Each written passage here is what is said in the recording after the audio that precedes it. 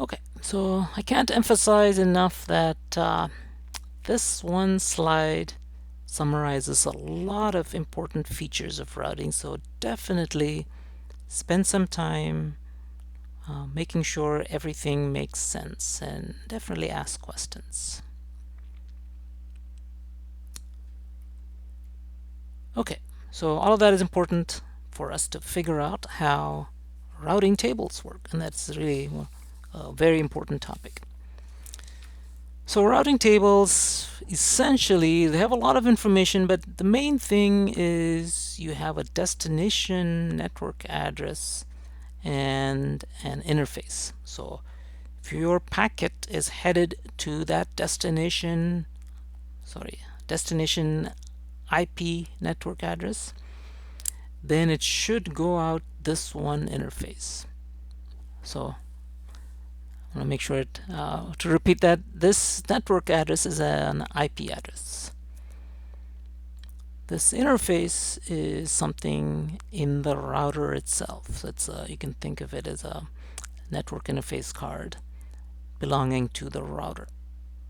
And the routing table says if you have a packet that's going out to this destination IP address, then it should go out this interface.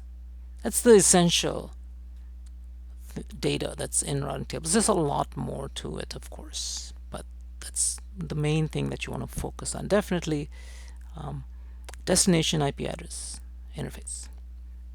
Okay, so this tells the router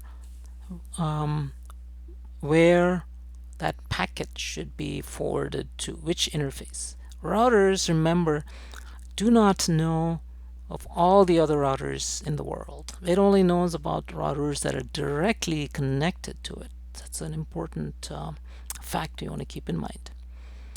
And just by knowing routers that are connected to it, that's how routing works. So for each entry, a routing table will have the destination network.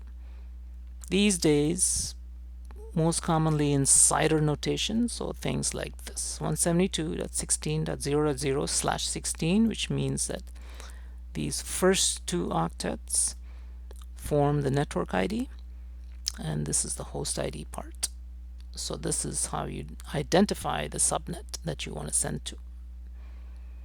It will also have additional information in addition to the interface. It'll also have the next hop, and the next hop indicates the interface name or the address of the next router in the path to the destination. So remember, routers only know what the next hop is. They don't know 2 hops down the line, what routers are out there.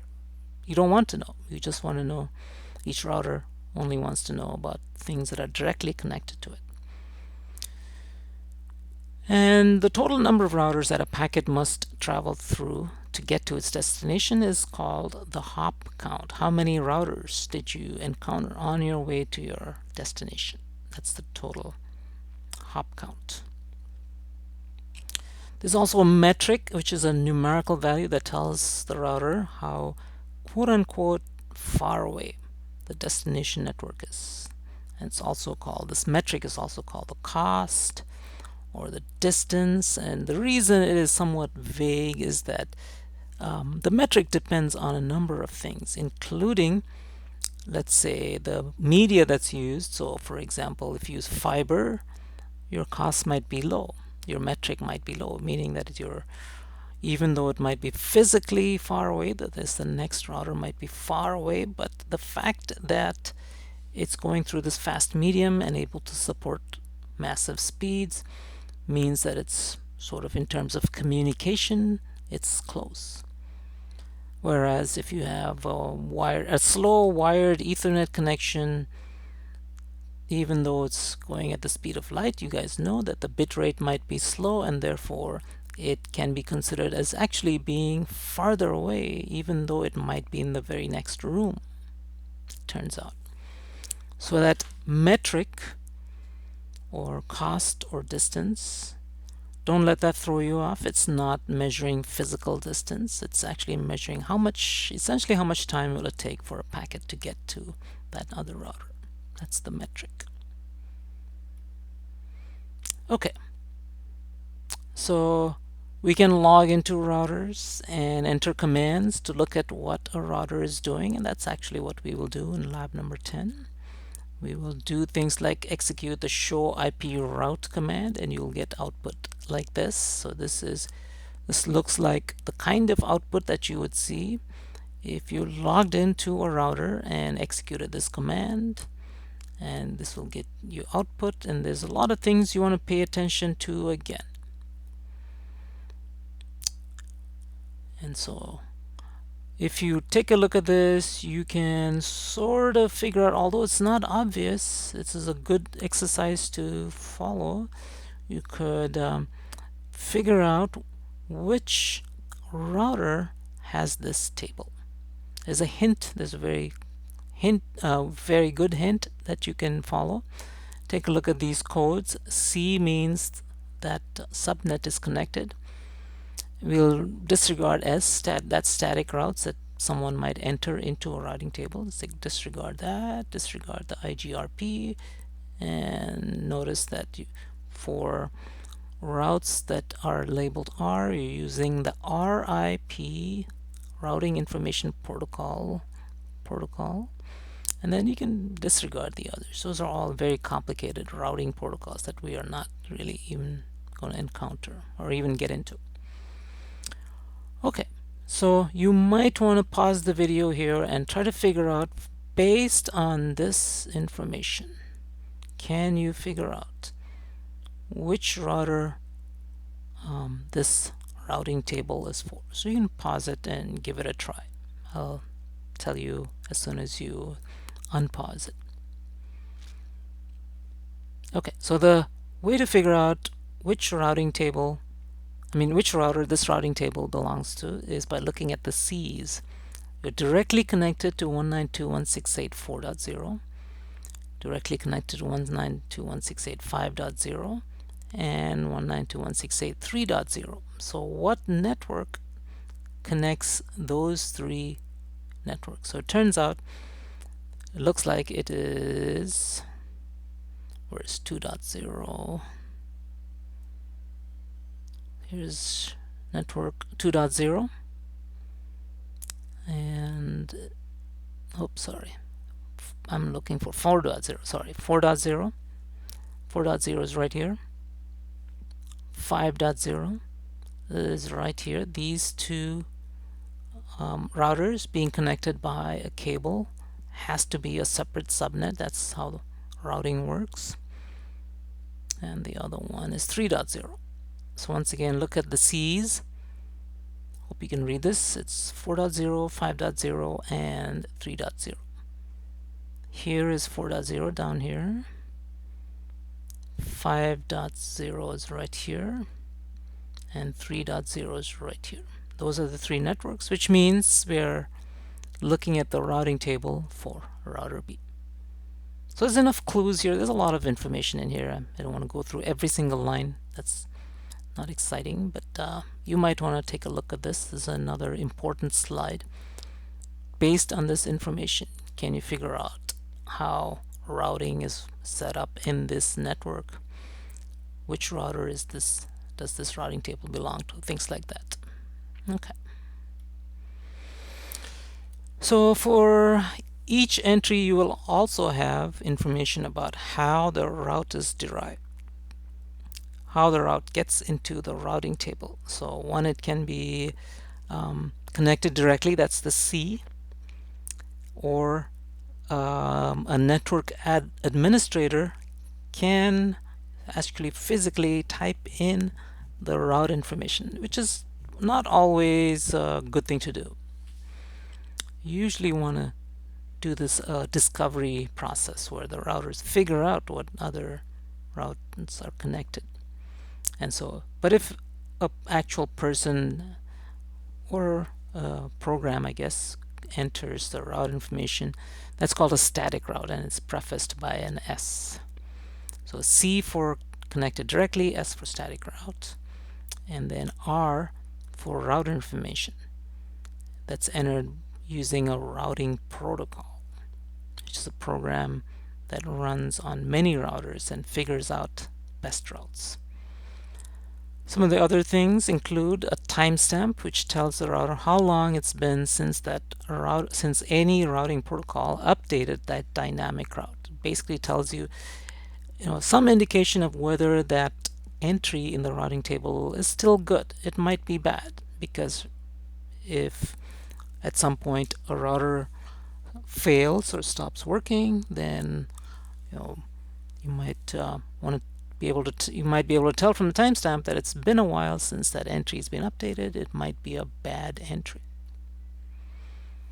Okay, so we'll take a quick look at routing protocols. We're not going to get into a lot of details, but the basics are that what is a routing protocol? It's a set of rules used to exchange information so that all routers in a network have accurate information about that inner network. It could just be local, and so that they know where to send packets.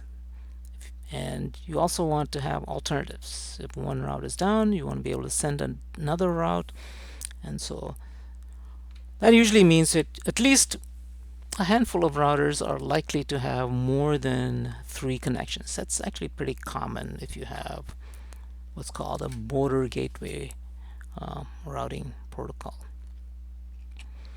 Okay, so the two main types of routing protocols are distance vector protocols, and an example that we will see and we saw in the previous slides is RIP, or Routing Information Protocol.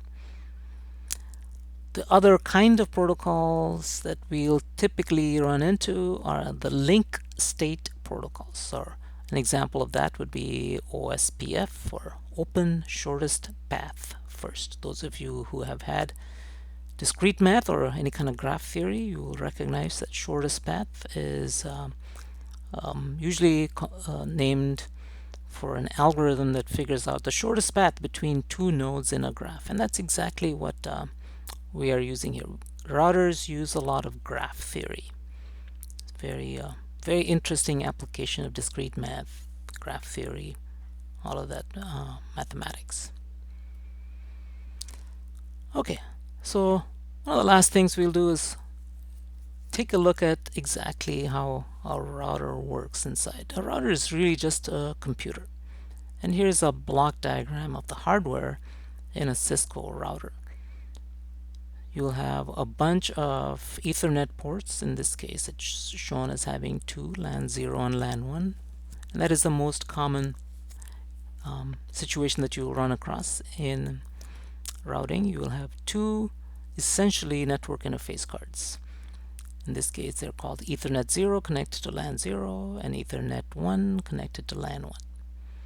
This is usually connected via a PCI bus, which you probably recognize from computers that we've looked at in the past. So essentially this tells us really that a router is a lot like a computer. It has things like peripherals, I/O devices like LAN 0 and LAN 1, or these ports which are both input and output, because you have data coming in and also data going out. Each of these ports connected by PCI bus to a CPU, and there's also a controller with address and data buses components connected to RAM. In this case, it shows 64 megabytes of DRAM, some boot ROM or BIOS, and then also some configuration information stored in flash memory.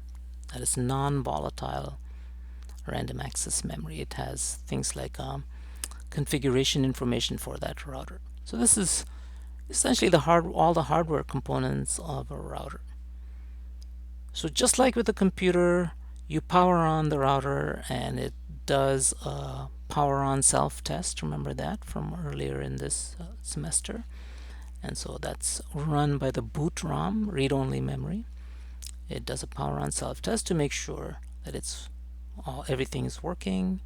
And then once that is done, it'll load a compressed iOS, that is the operating system for routing, internet operating system, I believe, and that's loaded from flash memory.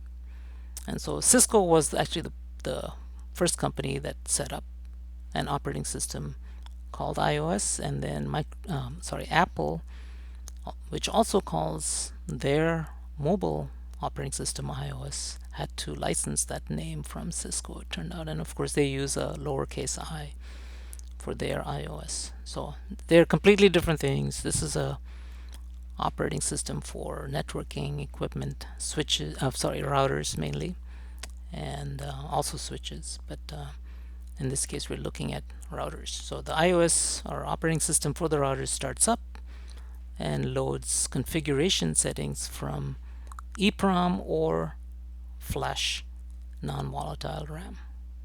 So those are stored even if you power down the system, that non-volatile RAM says that you don't lose those settings. So that's usually what you want to do with the router. You want to program settings and then store it in non-volatile memory so that you can power it down, power it back up, and it'll still be there. And so assuming all of that worked, then the operating system for the router starts up and gets the settings, and then it's on its way. All routers will have some operating system, and Cisco uses iOS. There are other manufacturers of networking equipment like Juniper and Huawei. They all have their own operating systems. Each LAN interface has an interface processor with its own interface buffer or memory, that's just RAM, to store data in incoming or outgoing buffers. And so when a packet arrives on an interface, it goes into this 1524 byte receiver buffer. And that's a way to be able to handle a lot of messages coming in.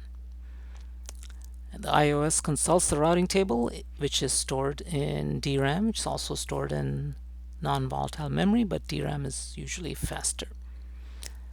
And it changes the ownership of that receiver buffer to the outbound interface. So it's memory that's stored here, and says, okay, it comes in on one LAN and says, okay, I know where this is going to go out on LAN 1, and so I'll change the ownership of that little buffer to be LAN 1 so that LAN 1 can access it and send it out.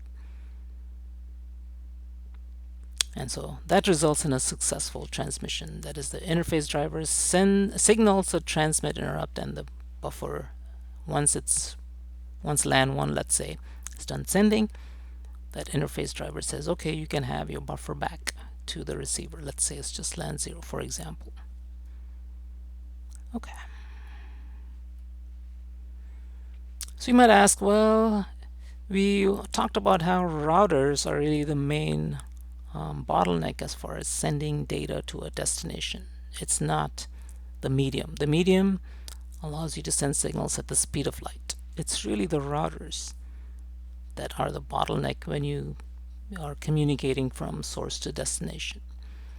And so it's worth looking at, well, how fast are these routers? So router throughput is typically measured in packets per second. That's how you'll see it presented when you look at specifications or spec sheets for routers.